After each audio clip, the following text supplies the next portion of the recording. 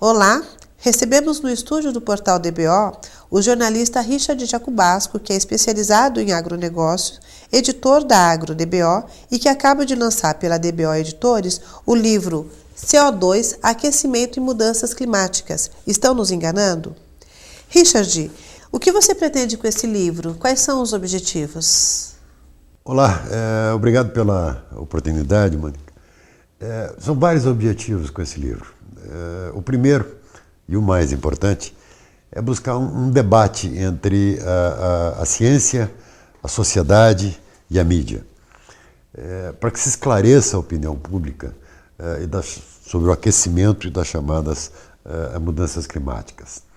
É necessário que se diga que a visão dos diversos autores do livro está em contestar aquilo que a gente chama de agenda política e econômica. O que por detrás dessa afirmação, que a gente afirma no livro, que o aquecimento é uma falácia científica e que ela não tem, muito menos na mídia e menos ainda entre os cientistas, não existe o aquecimento. Essa história já é considerada a grande farsa do século XXI. O CO2 é o gás da vida. Sem ele não haveria vida no planeta, não haveria fotossíntese. Já as mudanças climáticas, elas sempre existiram no planeta, desde que o planeta existe. Ou melhor dizendo, não há como deter essas mudanças. O ser humano, a humanidade, não tem esse poder todo em relação às mudanças climáticas. E elas, por consequência, não são antropogênicas, ou seja, causadas pela humanidade, como são acusados. As mudanças demoram anos e anos para acontecer, os seus ciclos são muito longos, né? Não vai mudar nada de repente, não vai acabar o planeta, né? É um raciocínio emocional e eu diria que infantil. Agora, os alertas sobre as mudanças climáticas não são importantes para que a população reduza o mau uso dos recursos naturais? Não funciona como um alerta? Isso com certeza deveria existir, mas não precisaria estar sob essa ameaça, né? As mudanças, elas são importantes, mas devemos entender que essas mudanças climáticas são locais, elas não são globais. Não vai haver um aquecimento. Pelo contrário, a tendência do clima, pelo que afirmam vários cientistas e meteorologistas, a tendência do planeta é que vai esfriar, né? Não vai haver derretimento dos polos, os mares não vão subir e o frio, cá entre nós, seria muito pior do que o aquecimento para a humanidade. Bom, então, pelo que a gente entende, as mudanças climáticas, elas sempre aconteceram, né? O clima muda o tempo todo, é isso, né? Exatamente. Então, qual é a grande questão? A grande questão agora é que a questão mais imediata é a agenda política. Nós vamos ter em dezembro, próximo, em Paris, a COP21, onde se pretende a instalação de uma agência internacional ambiental, nos mesmos moldes da Agência de Energia Nuclear. Ou seja, pretende-se instalar uma instituição supranacional, global, uma espécie de governo global, que poderá impor aos países em desenvolvimento normas, procedimentos, e se esses não forem cumpridos, os países correm o risco de sofrer sanções de ordem política, econômica e até mesmo intervenções militares. Isso aconteceu nos últimos anos com a propalada armas químicas de destruição humana, né, no Iraque, com as construções das usinas nucleares no Irã. Enfim, proporcionaram essa agenda política que esta agência internacional provocaria, no nosso modo de entender, é o caos para a humanidade. Agora, sobre aquecimento global. Como leiga mesmo, a gente percebe, eu percebo que as estações do ano estão meio desajustadas, né? Há períodos de calor insuportável em regiões onde o clima era mais ameno e chuva em regiões que eram mais secas. Isso não é um sinal de que tem alguma coisa errada? A gente afirma e reafirma e contesta isso no livro o tempo inteiro. Mas não é apenas minha essa afirmação. No livro nós colocamos essas questões em debate. O que você se refere são períodos atípicos em termos de micro-regiões. Não é planetário isso. Pode chover mais um ano, menos no outro, né? O que é importante é saber que isso sempre existiu e o planeta sempre esteve em mudança. Tanto que você sempre vai ter uma referência do passado, de 10, de 20, 50 anos atrás, de que um fato aconteceu e esse fato de hoje é comparado com 50 anos atrás. Eu só vou acreditar em aquecimento quando a gente tiver o dilúvio 2. Sobre a emissão de gás carbônico. Os países industrializados são os maiores emissores e responsáveis pela emissão desses poluentes, né? Isso é um fato. Por que é que eles continuam culpando os países em desenvolvimento? Porque a flatulência do bovino continua sendo o grande responsável. Bom, isso aí são dois problemas. Esse é um problema de ordem de uma agenda econômica, de interesse dos agentes financeiros, das bolsas de valores, né?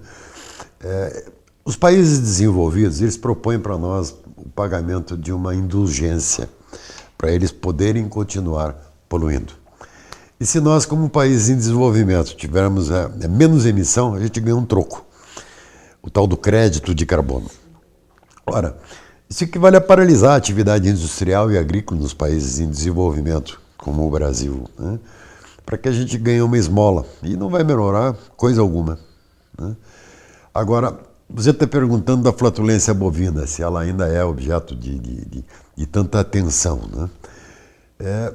Essa questão, hoje em dia, ela é abordada mais pela mídia e por alguns ambientalistas com argumentos, vamos dizer assim, ultrapassados. No livro a gente aborda também essa questão com alguma profundidade, mas de uma forma acessível para pessoas leigas, né? Veja, os ambientalistas acusam os bovinos pela emissão de metano, que chama CH4, né? Que seria um gás de efeito estufa 23 vezes mais potente do que o CO2, o dióxido de carbono, para que você tenha o CO2 equivalente. Para ter essa equivalência, o metano tem que ser multiplicado por 23. E aí, então, a gente tem o CO2 equivalente do metano. Ora, os ambientalistas somente multiplicam nas calculadoras deles. Eles não levam em conta o crédito, por exemplo, que deveriam dar pelo sequestro do carbono feito pelas pastagens, para elas próprias se desenvolverem. De outro lado, o IPCC, o órgão da ONU, que é quem controla essa questão ambiental, informa que a emissão de metano é de 4% por animal dia. Mas esse é um dado que vale para países temperados e não para um país tropical como o Brasil. Aqui, a Embrapa e também o Instituto Zootecnia, da Secretaria da Agricultura de São Paulo, eles informam, avisam, em cima de pesquisas e dados, de que a emissão de metano pelos bovinos brasileiros criados a pasto e não confinados, como eles são no hemisfério norte, é de 0,5% de metano boi dia. Isso dá uma diferença abissal, monstruosa, né? Se a gente multiplica isso pelo rebanho brasileiro de 200 milhões de cabeças, dá um número absurdo. É desfavorável ao Brasil, à atividade pecuária, quer dizer, são tudo nomes, crítica por crítica, aí ninguém se defende. Quem fala disso não sabe do que está falando. O problema é que a mídia é a crítica. A mídia repete sem avaliar essas acusações, né? O IPCC, é claro, ele tem as suas recomendações de que os países, quando têm números próprios, devem usar esses números, né? Esse é um número default, um número referência do IPCC. Agora, para você ver, Mônica, como a nossa própria mídia comete injustiças com a gente mesmo no Brasil, como se fosse dar um tiro no pé. O IPCC não leva em conta as 350 milhões de cabeças do rebanho indiano, porque eles não são considerados antropogênicos, ou seja, de criação humana, é natural, né? Só porque a vaca é sagrada. Se não tivesse disso, então as vacas indianas não entram nas estatísticas, né? O que eu tenho afirmado, em conversas com amigos, principalmente na base da brincadeira até, é que o metano bovino é menos maléfico, brasileiro, criado a pasto, porque é natural. Ou seja, o metano das nossas vacas é orgânico. Agora, como você e os outros autores do livro chegaram a esse raciocínio e conclusão de que o CO2 não é um gás de efeito estufa? A história é um pouco complicada, mas também é simples, Mônica. Primeiro, está comprovado cientificamente que o maior efeito estufa é a água, e no seu estágio gasoso. E nós mostramos isso no livro em tabelas, em gráficos, com referências bibliográficas, para comprovar às pessoas esse aspecto. Segundo, a impossibilidade que existe de se medir as emissões desses gases no planeta todo simultaneamente. Não há como emitir isso, é uma utopia. No ano, nós informamos algum dado, são emitidos 200 bilhões de toneladas de CO2 equivalente por ano. Mas há um viés nisso, porque a pesquisa, justamente pela impossibilidade de medir isso, a gente sabe que tem 20%, para mais ou para menos. Mas vamos ficar com os números de 200 bilhões para ter uma referência à nossa conversa aqui. O que é feito de emissão de gás de efeito estufa pela natureza é 97%, enquanto que pela humanidade, nas atividades humanas, automóveis, indústrias, né, é 3%. Ora, as emissões das naturezas são feitas pelos mares, que é 71% da área do planeta, pelas florestas, pelas algas marinhas, né, por matéria orgânica em decomposição, pelos vulcões, e as emissões antropogênicas por carros, fábricas, navios, aviões, né, e por nós mesmos, afinal a gente inspira oxigênio e expira CO2. Se a humanidade responde por 3%, isso dá 6 bilhões de toneladas. Se a gente fosse economizar 50% disso, que é uma utopia, que paralisaria a atividade humana, a gente economizaria 3 bilhões de toneladas. 3 bilhões sobre 200 dá 1,5% de economia. Ou seja, essa movimentação é ridícula, histérica da própria mídia e de alguns cientistas em querer que a gente reduza a emissão de gases de efeito estufa. Mas então, quem se beneficia com essa história do aquecimento e das mudanças climáticas? Como diziam os romanos, cui bono, né? Quem beneficia? Essa é a questão central do livro, Mônica. Nós já denunciamos aqui, já conversamos sobre a explicação da agenda política. A explicação da agenda econômica, eu vou tentar esclarecer aqui a todos os internautas em rápidas palavras. Toda essa história se resume a um problema que é existente não para nós, mas no hemisfério norte. Chama-se produção de energia elétrica. Esse é o foco, esse é o gargalo do hemisfério norte e a eles interessa a questão ambiental. Tudo isso tem um cheiro de teoria conspiratória, vamos chamar assim. Ocorre que a gente tem que pensar de acordo com o raciocínio deles. A quem interessa, então, demonizar o CO2, o carbono, se ele é o gás da vida, né? Quem emite mais CO2? No hemisfério norte são as indústrias, os automóveis e principalmente as termoelétricas, que no caso deles são movimentadas por carbono, por óleo diesel, por querosene, né? Que são fósseis que emitem muito CO2.